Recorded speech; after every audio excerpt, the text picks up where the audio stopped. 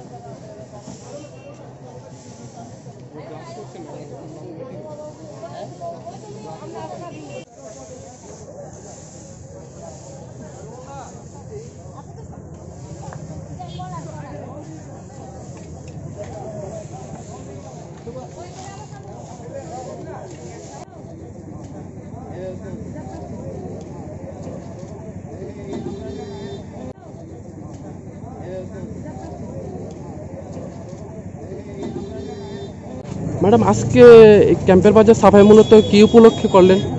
আজকে আমাদের শ্রদ্ধেয় অটল বিহারী বাজপেয়ী, যে এক্স প্রাইম মিনিস্টার ছিলেন আমাদের, ওনার জন্মবার্ষিকী, এবং 2015 সালে নরেন্দ্র মোদীজি গুড গভর্নমেন্ট বা সুশাসন দিবস হিসেবে ওনার জন্মতিথিটাকে পালন করা শুরু করেছে। এবং সেই হিসেবে আমাদের মাননীয় মুখ্যমন্ত্রী আবেদন রেখেছেন যে আমরা যেন একটা স্বচ্ছ আগরতলা এবং স্বস্থ আগরতলা ক্যাম্পেইন 2020 করি।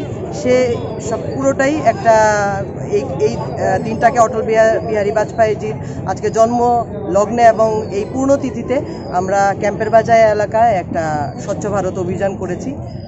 সেই উদ্দেশ্যেই আজকে এখানে আমাদের সবাই একত্রিত হওয়া।